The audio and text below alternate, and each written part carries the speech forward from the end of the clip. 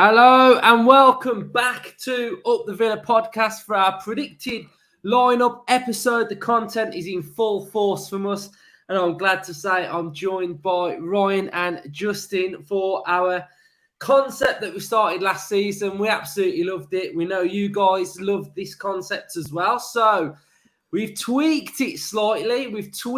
So before we get into the main part of the episode, I'm going to show you how it's going to work, and we would love your full interaction on this episode.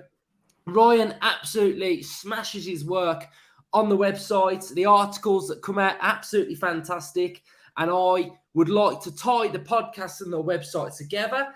And one bugbear of mine whenever I'm trying to pick a lineup is that software where you try and find something to put your team on, and it's just never what I want. So I thought, right, what can we do? Let's design our own. So let's share the screen now, and this is what we want you guys to do at home. So head over to www.utvpodcast.co.uk, enter, wait for my Wi-Fi to load. Right, and here we go. Here is our beautiful website designed by Ryan.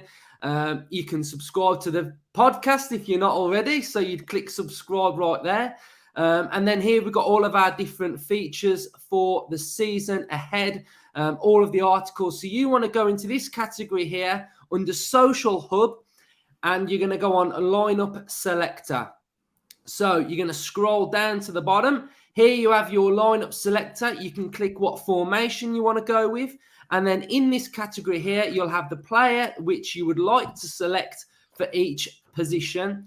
So once you've done that, you'll click the little tweet button there. It'll load an actual tweet, and you will just press tweet, and it will come onto your Twitter feed. So that's all you got to do. So we want you guys at home to all have Twitter.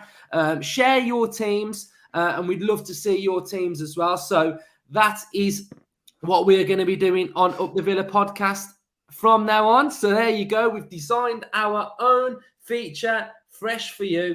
So hope you enjoy it. And I'm looking forward to seeing a lot of your teams. So Ryan, predicted lineup.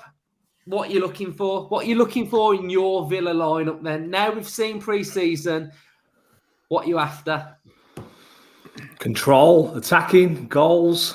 Want a lot this season. I think we're ready for it. I think the signings that we've made are ones that we've been crying out for. At times at the back last season, we looked very vulnerable. We made a lot of individual errors. So if we can cut that out, then we know that back line has got potential to keep clean sheets, because, yeah, we've proved it the last couple of seasons, haven't we? Martinez nearly broke Friedel's record. Was it 15 the first season he was there? So hoping we can get that rock solid back sorted, and that will just give us the foundation then to get these attacking players into it. Kamara, fantastic addition, absolutely quality. He looks the real deal, doesn't he, from what we've seen in pre-season.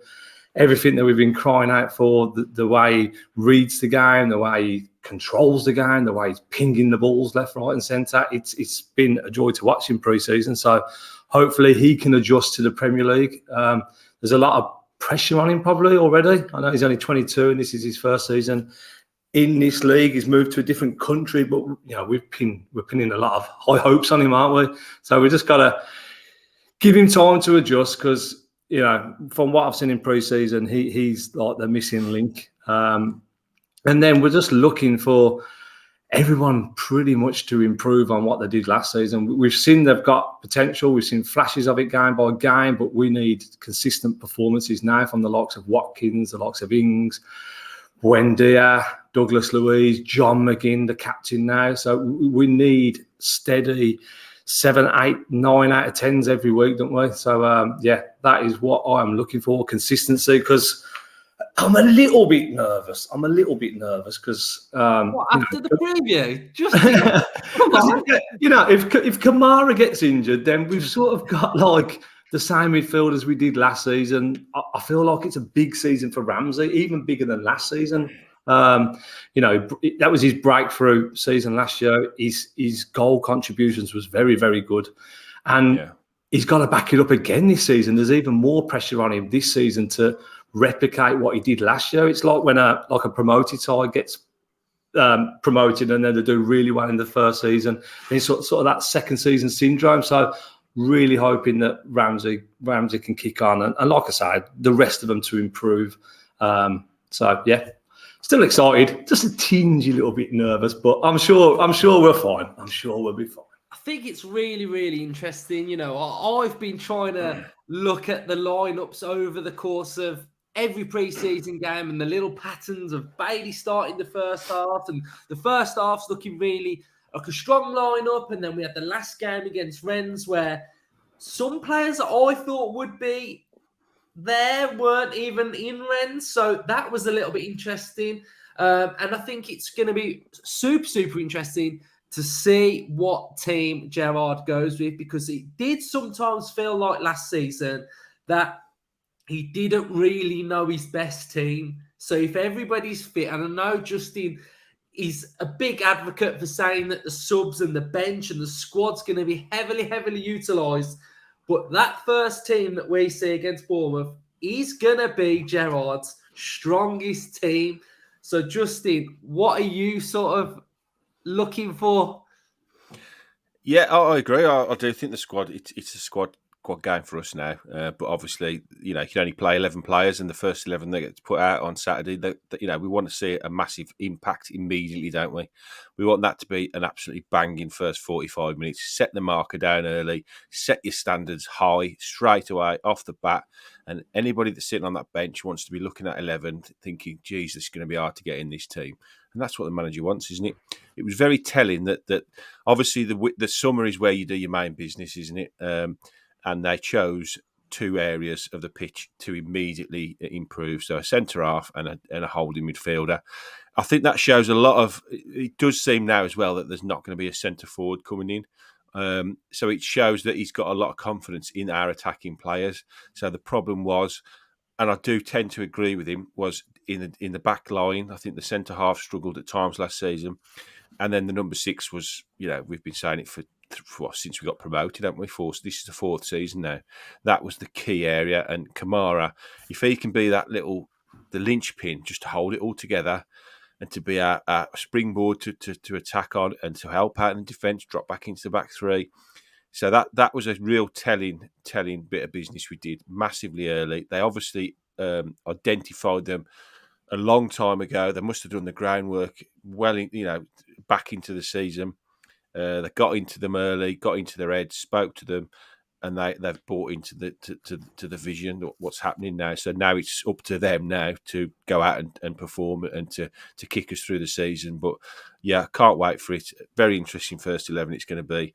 Let's hope we can actually predict one this year. And I think, we know the two players that came in, Carlos and Kamara, are top end, top bracket players as well. So yeah. Quality coming in, spine of the team. Everybody talks about you've got to have a good spine. And if you look at that spine now, Martinez, Carlos, Kamara, and your striker, it's strong. It's a strong spine, I think. So let's delve in then. Let's try and get this right then. So here we go. Right. I feel some disagreements coming on. Maybe. Now, what we would say, we have got the old graphics. We're waiting for the new Premier League graphics to drop. So these will be the official graphics when we get them. So in goal, what we're saying, Martinez. Yeah. Keep our 100% record, I think. Easy one, that one. So, easy one. We'll start really, really easy, and then I'm going to let you two pick the next two. So... left back, of course, yeah. Standard, obvious. Luca Dean. Many Villa fans have picked Luca Dean to be player of the season for Villa. I, for one, wholeheartedly agree. And then on the opposite side, we are going to go with Matty Cash. So, Ryan, you've got this one. God for that. The left-hand-sided centre-back. I'll take the left-hand side. Justin can take the right-hand side then. So I said, well, dinner ready, hold on. Left-hand side, I think Carlos. Me too. Why? Yeah. I think you don't spend 32 million or whatever. It was around that figure, wasn't it? On a central defender for him to sit on the bench. I think he's been brought in to be the main man. And I think his game suits what Gerrard is trying to do. You know, playing out from the back, he's finding the holding midfielder. He's finding the midfielders. He's going long and finding the wingers. So he's got it all in his locker at the minute. So, yeah. So I think he starts. Justin, who partnered Diego Carlos? Absolutely throw me under the bus here, ain't you? Yeah, on Diego Carlos, I mean, the way the manager talks about him, you can see what an impact he's made. So I think he obviously starts. I have thought about this for days now, days and days and days, because there's obviously probably two positions, isn't there?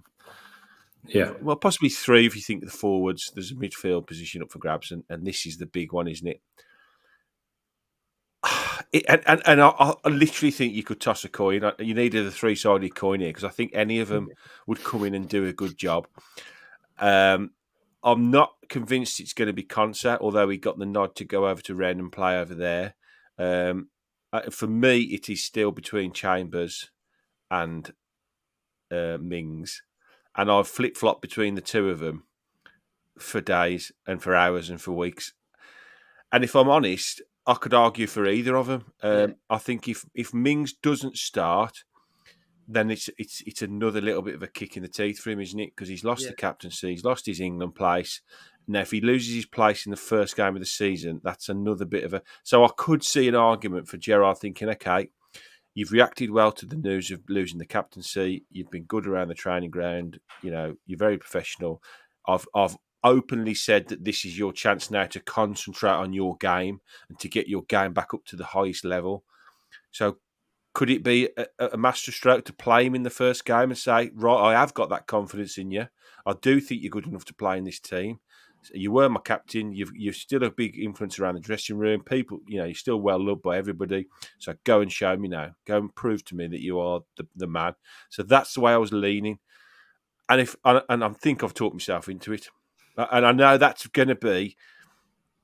I think that's going to be. I'm going to be in the minority there. Yeah. From reading Twitter and even you guys, I think. You know, Chambers has put down a huge case. He's a phenomenally gifted centre half. I mean, he played for England. Forget the fact we had him on a free. You know, he's worth a lot of money, Callum Chambers. And as I say, him and Konsa as well. Any of them could slot in and play well, but I just got a niggly feeling that he's going to stick with Tyrone and say, "Go on, son, prove everybody wrong. You can really do this." Yeah, I agree with the way what you're thinking. You know, your mindset behind it.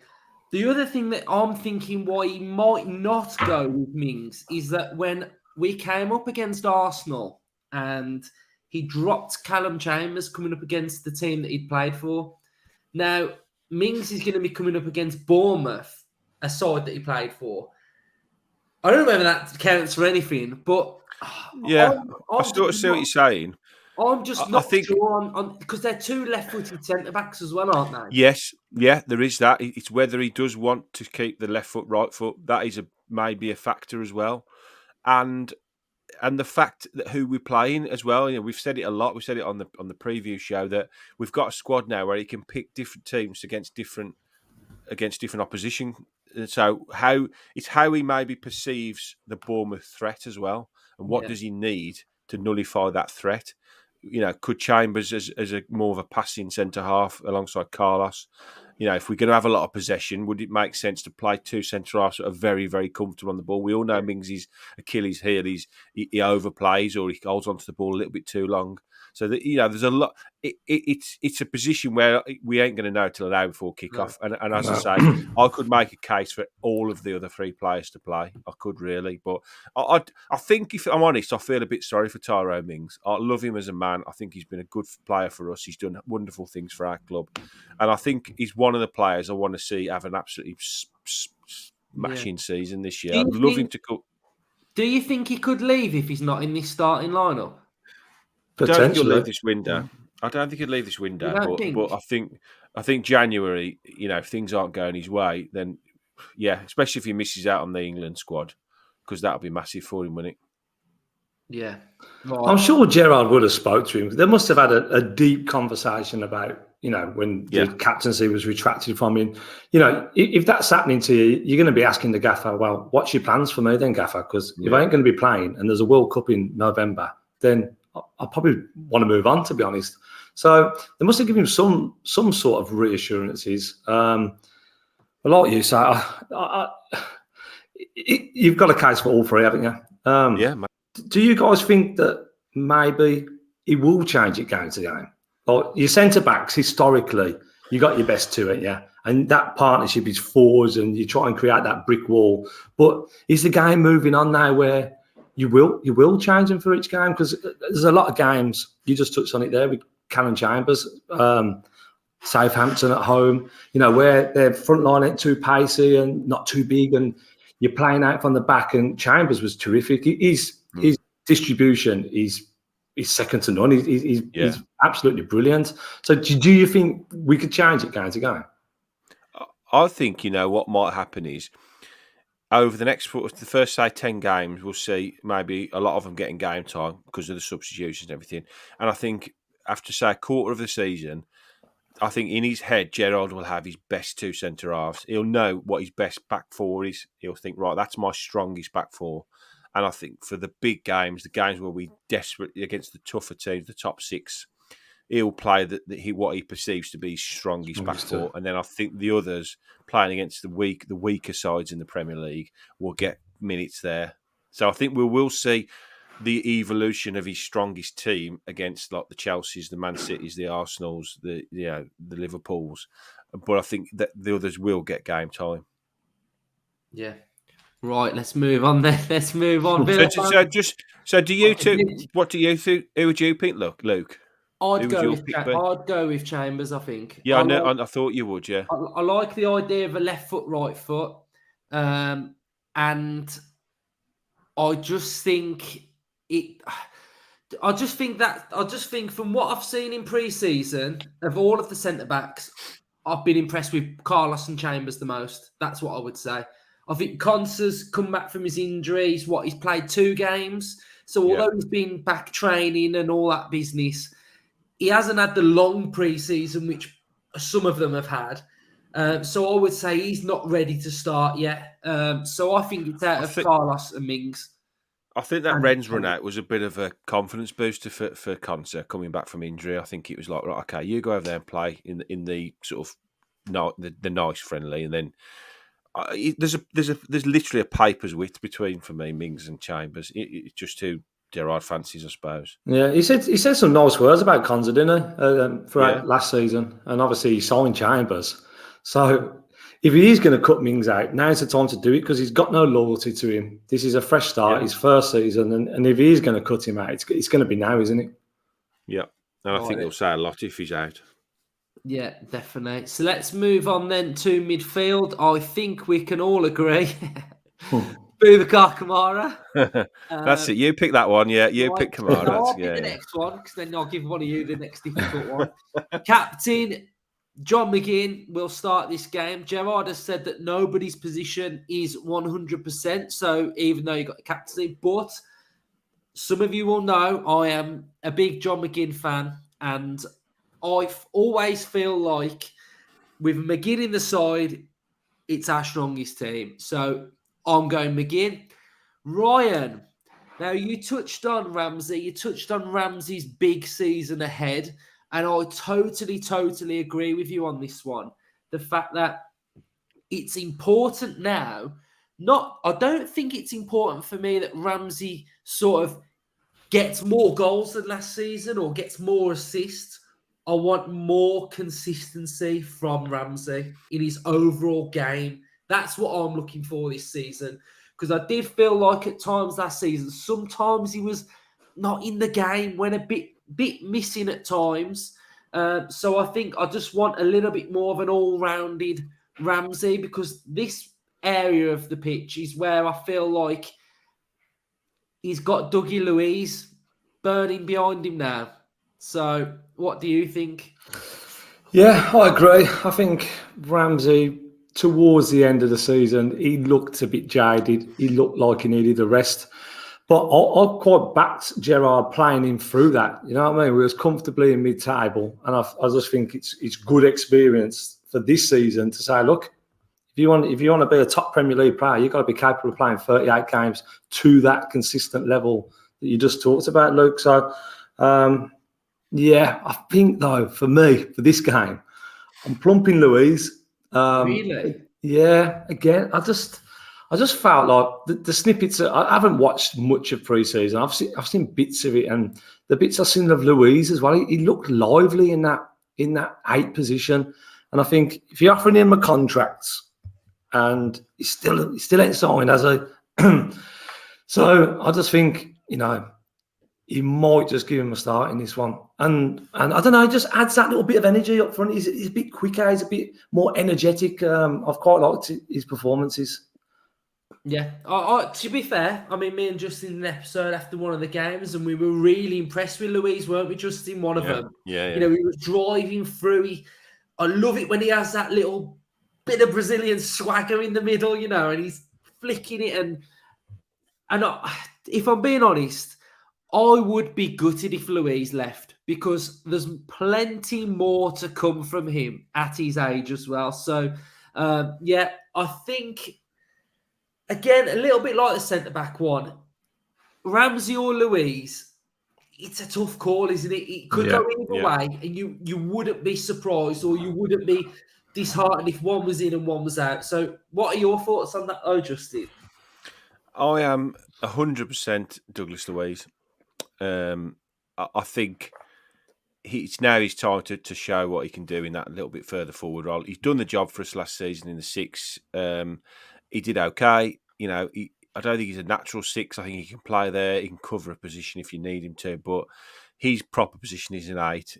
He's got that bit of Brazilian flair. We saw that in his first season. He scored that wonder goal, lovely goal at Norwich, didn't he? I think he bent one in the top corner.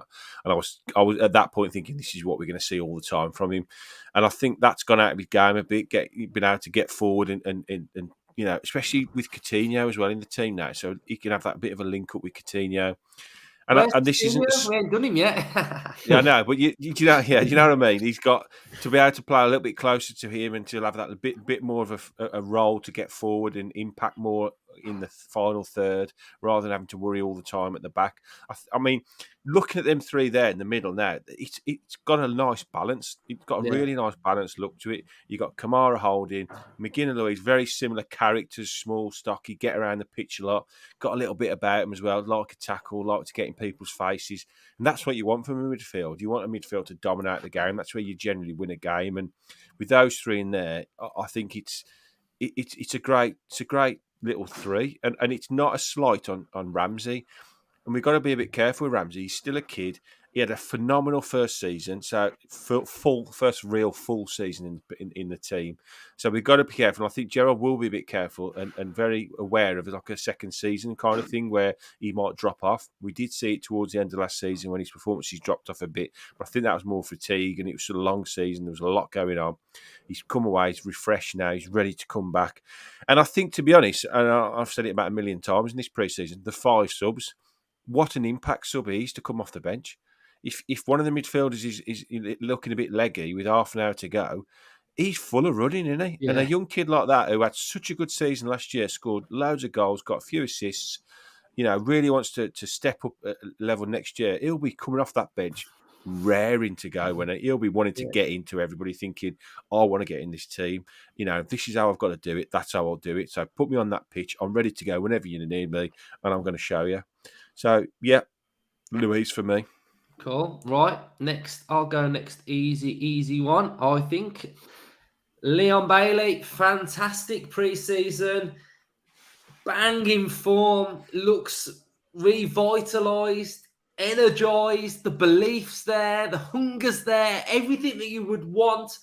Leon Bailey said it towards the end of the season that he was, he wants it, and I think we're going to see a completely different version of Leon Bailey. It feels like a new signing.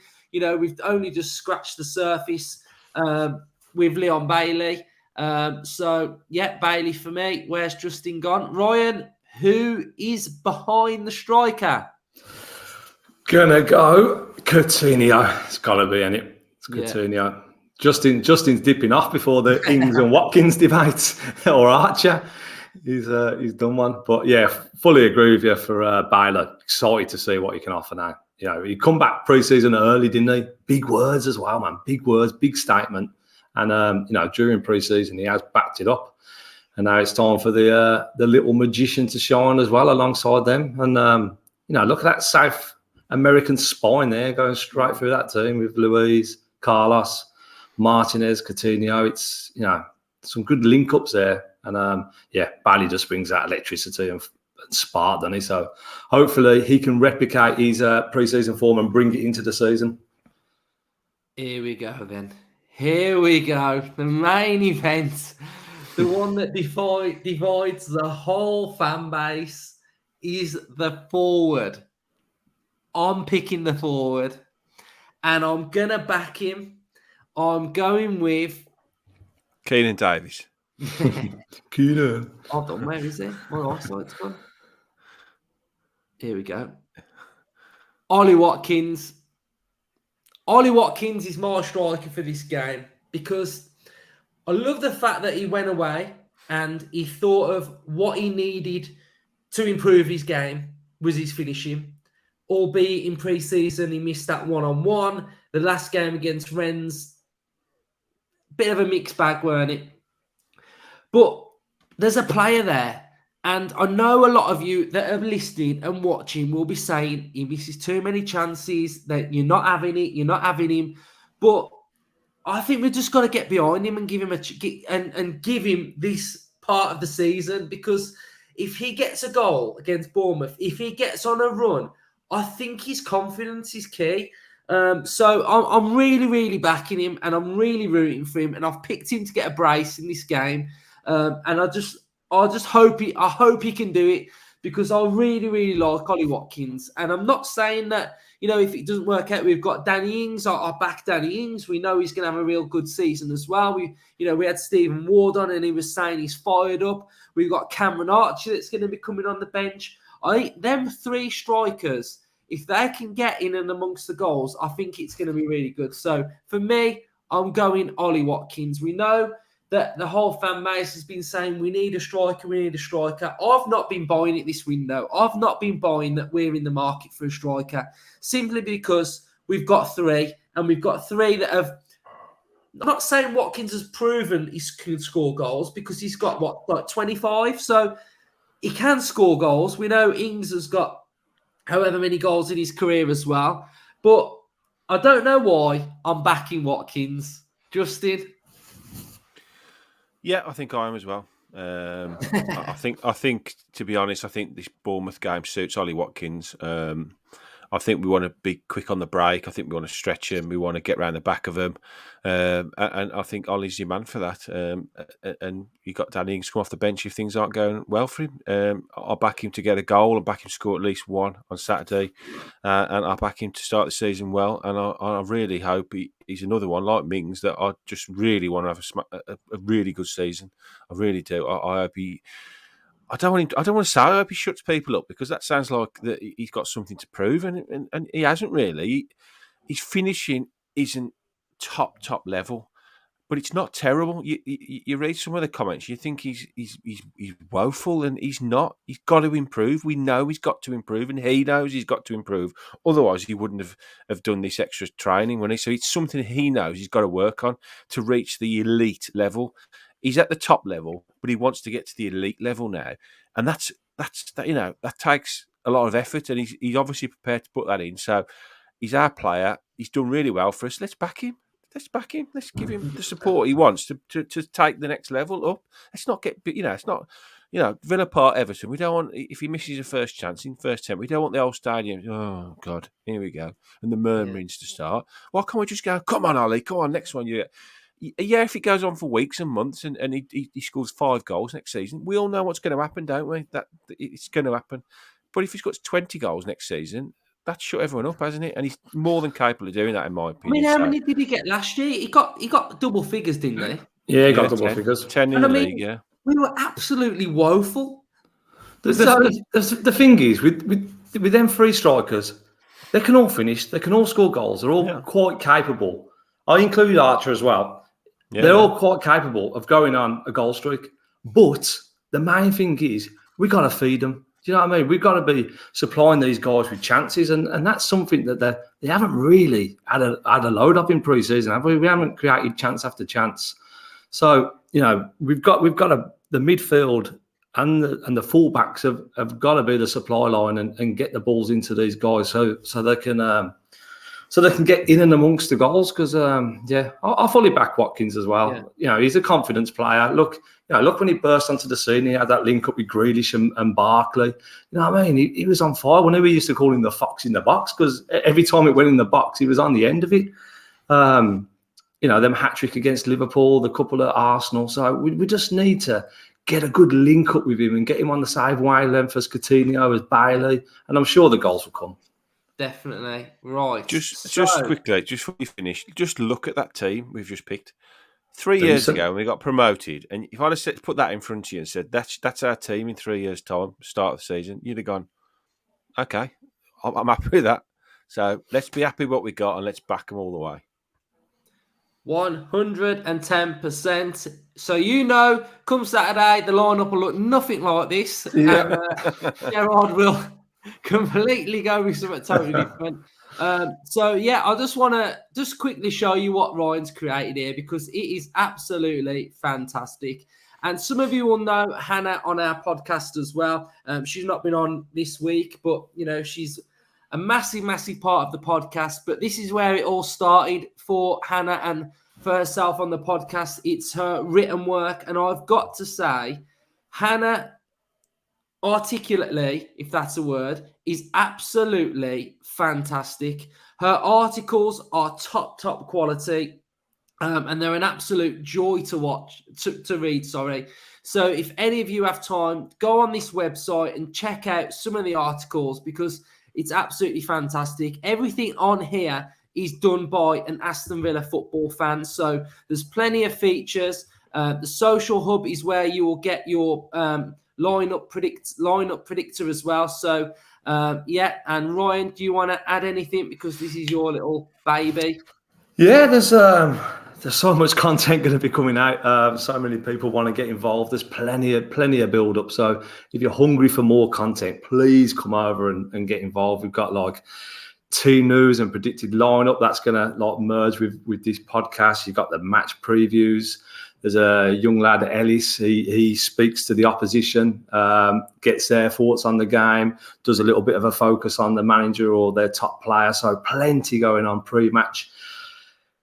In-game as well, we've got fan reports, we've got player ratings. Player ratings is our signature piece. It's been there from the beginning, sort of like when it started. It's very, very fan opinionated. We ask people to come on, or people get in touch. We have different people on every week. So if any of you are watching and want to come and get involved and have 3 or 4 players to write and give your opinion on, then drop us a message. And then post-game, we've got post-game content as well. Loan Watch, we've got 5 things we learned, which is a really good reflective piece. So it's really good, man. There's a guy called Ivan that does some classic retro villains, talking about the Irish villains at 94, European Cups, Intertoto Cup wins and classic days. So there is so much going on. And if anyone wants to get involved, it's all completely fan-produced. It's fan-led. And if you've got an idea or you want to see some type of concept, or you've got some content ideas, then that's what we're here for. We will help you. We will try and create something for you to get involved with. So it's really, really starting to look good. I've done a lot of work in it over the summer. So visually, quality, and the content now is top notch. It really is. It really is for people just to give up their time like that. We're only doing it for the love of Villa, and just for the love of writing, or just having any involvement in Aston Villa, isn't it? It's fantastic for what people do and the effort that they put in, just for the love of this club is remarkable. Class. Right, we'll end it there then. So next time you see us, it'll be our match reaction to our opening win against Bournemouth, starting off in blockbuster fashion. Hope you've enjoyed us being back. Hope you've enjoyed the match build-up. And definitely, we want to see your teams on Twitter. Up the Villa.